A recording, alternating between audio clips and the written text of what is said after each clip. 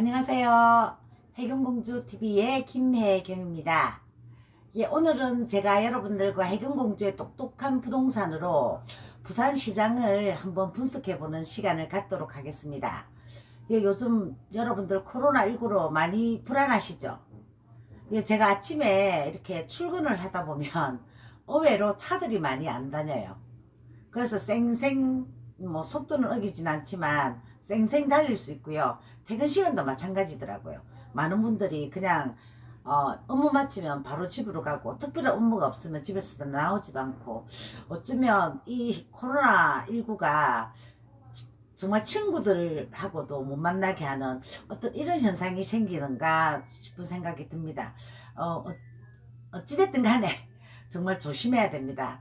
너무 이렇게 확진자가 아침에 눈 뜨면 늘어나는 상황이다 보니까 누가 어디서 아니면 내가 어디서 어떻게 할지 모르니까, 아무튼 이럴 때는 사람 많은 곳 가지 마시고요. 그냥 이렇게 유튜브 해경공주 열심히 보시는 것도 아마 여러분들이 코로나19를 지키는 방법이 아닐까라는 생각이 듭니다.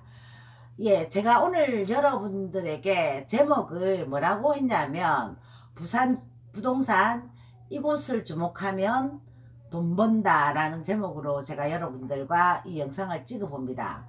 그런데 이곳이 어딜까 궁금해서 들어오셨죠?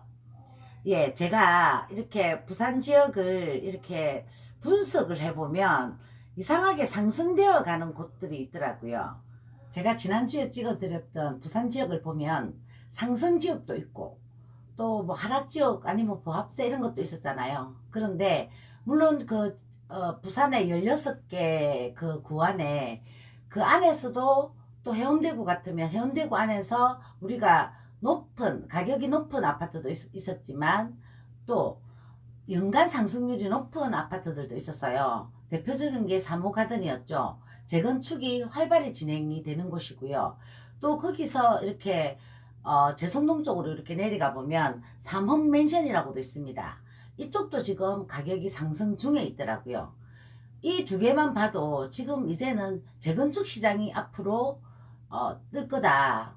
왜냐하면 30년 이상 되면 안전진단을 받고, 이 안전진단이 통과가 되면, 그죠? 이게 재건축을 하면서 새 아파트가 지어지기 때문에 이제 오래된 아파트, 오래된 빌라를 조금 더 주목해 보는 게 어떨까라는 생각이 듭니다. 또 대표적인 게 남구 수영구죠. 수영구의 남천비치도 내년에 분양 예정이다라는 게 있고요. 지금 대연비치 같은 경우는 거의 다 이제 허물고 지금 짓는 그 기초 작업을 하고 있는 걸 봤습니다. 이렇게 지역별로 보면 재건축이 이루어지는 곳들을 여러분들이 앞으로는 조금 더 주목해 봐야 되지 않을까. 이미 제가 금방 말씀드린 부분들은 가격이 다 상승이 좀 되어가 있어요. 그런데 이렇게 상승된 것 말고 그냥 앞으로 30년이 다 돼갈 거, 안전진단 통과는 우리가 하는 거 아니니까 그것까지는 생각하는 건 아닌 것 같고요. 이제는 30년이 다 돼가는 아파트에 한번 주목해 보시는 것도 여러분들이 재테크 하는데 조금 더 이렇게 도움이 되지 않을까라는 생각이 듭니다.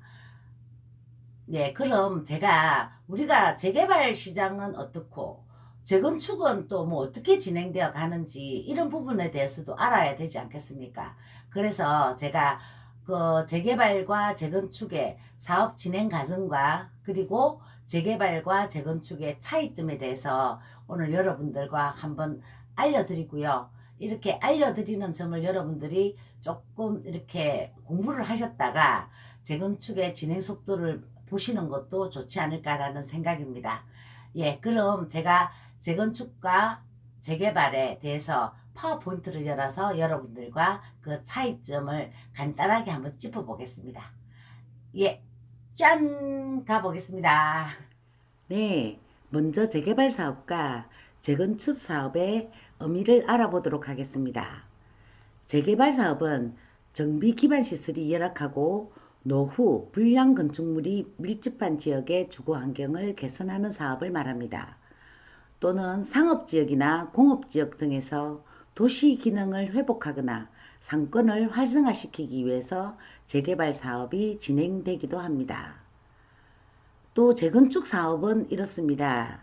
재건축 사업은 정비 기반 시설은 양호하지만 노후 또는 불량 건축물이 밀집한 지역에서 주거 환경을 개선하기 위해서 시행하는 사업입니다. 그래서 재건축 사업은 재개발 사업과 다르게 이미 주거 환경이 갖춰진 곳에서만 주택만 새로 짓기 때문에 민간 사업일 가능성이 큽니다. 하지만 재개발 사업은 도시를 새로 계획하고 상하수도, 도시가스 등의 기반 시설을 새로 설치해야 하기 때문에 공공사업의 성격이 강한 편입니다. 다음은 재건축과 재개발의 사업 절차에 대해서 알아보겠습니다. 이 두 사업 절차는 사업 준비 단계와 사업 진행 단계, 그리고 관리 처분 계획 단계와 사업 완료 단계 크게 4개로 나누어집니다. 여기에서 재건축과 재개발의 다른 점이 사업 준비 단계에서 안전진단이라는 것이 재건축에는 있습니다. 이 안전진단의 경우에는 공동주택 재건축에만 해당이 되고요. 이는 공동주택의 구조적 안전에 문제가 있을 때 사업 승인을 받기 위한 하나의 과정이라고 보시면 됩니다. 조금 더 자세하게 재건축의 안전진단을 보게 되면 단지의 노후도 구조적 안정성을 따져서 재건축이 필요한지를 판가름하는 절차입니다. 안전진단을 통과해야 정비계획 수립, 그리고 조합 설립 등 본격적인 재건축 사업 절차를 시작할 수 있는 거죠.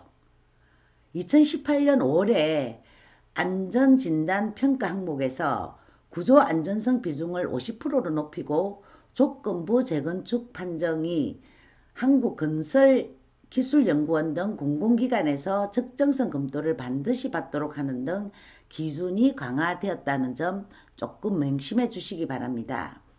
기한이 30년이 넘더라도 재건축을 추진하기 위해서는 안전진단 평가 항목에서 구조 안정성 비중을 높이 차지하고 있기 때문에 재건축이 예전처럼 쉽지 않다는 것입니다. 네, 다음은 재건축과 재개발의 차이점을 한번 보도록 하겠습니다. 재건축의 의미, 재개발의 의미는 제가 조금 전에 말씀을 드렸죠. 네, 그래서 여기서는 그냥 넘어가고요.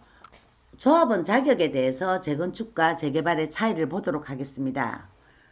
조합원 차이는 재건축은 개발되는 구역의 토지와 건물을 함께 소유해야 하고요.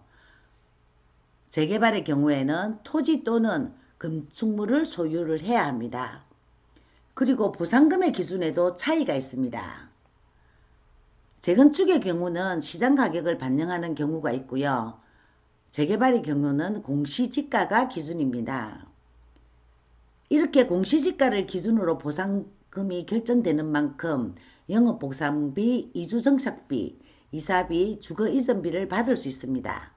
하지만 재건축의 경우에는 보상금이 결정되는 것에 있어서 시장 가격을 반영해 주기 때문에 영업보상비나 이주정착비, 이사비, 주거이전비 등은 재건축 사업에는 받을 수 없다는 것입니다.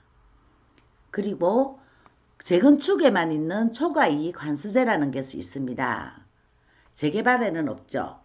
이 초과이익 환수제는 무엇이냐 하면 재건축 시 조합원 1인당 3천만 원을 초과하는 이익이 생길 때 정부가 관리 처분 시점에 개발 부담금으로 환수하는 제도입니다.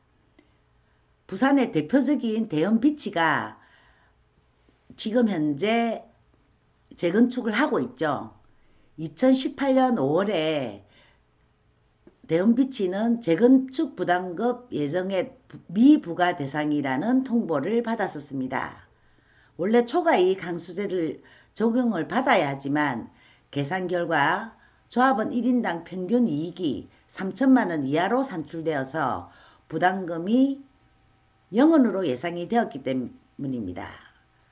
관련법은 3천만 원을 초과한 이익에 대해서만 일정 비율을 환수하도록 하고 있기 때문에 다행히 대형비치는 이 초과이익 환수제 조건을 무사히 통과했다는 것이죠. 여기서 하나만 더 차이점을 보면 조합을 가입하는 방식에도 재개발과 재건축에는 차이가 있습니다. 재개발 사업은 사업 지역 내에 거주하는 주민이라면 강제적으로 가입되는 방식입니다. 그래서 공공성을 띈다고 하죠. 하지만 재건축의 경우는 원하는 사람만 조합에 가입할 수 있기 때문에 조금 사익성을 가지고 있는 사업이라고 보시면 됩니다. 네, 제가 해영공주의 똑똑한 부동산에서 부산 부동산 시장을 한번 이야기해 봤습니다. 그런데 이렇게 제가 부산 부동산 시장을 이렇게 보면 물론 뭐 유독 높은 가격의 아파트도 있지만 중요한 것은 그 아파트들보다 지금 현재 상승하는 지역이 있더라는 겁니다. 그 상승하는 곳들이 앞으로 재건축이 일어날 지역이다라는 것을 제가 봤던 거고요. 물론 지금 현재 재건축이 일어나는 곳들, 여러분들이 기사로 알려진 부분들은 아마 금액들이 많이 상승이 되었을 거고요. 하지만 앞으로 일어날 것들, 아마 부산 시내에 곳곳에 많이 숨어 있지 않을까라는 생각이 듭니다. 역세권에 저 단지는 대충 몇 년이나 됐을까? 아마 여러분들이 그런 눈을 조금 키우시는 것도 좋지 않을까. 내 집 마련에 여러분들의 어떤 큰 안목을 보는 것도 여러분들의 어떤 노력하에 생기는 것이 아닐까라는 생각이 듭니다. 예, 여러분들 오늘 영상도 만족하셨으면 구독도 해주시고요. 좋아요까지 해주시면 저는 더 열심히 힘받아서 해경공주TV 열심히 한번 만들어 보겠습니다. 예, 오늘도 여러분 이렇게 시청해 주셔서 너무 감사합니다. 또 다음 주에 뵙겠습니다.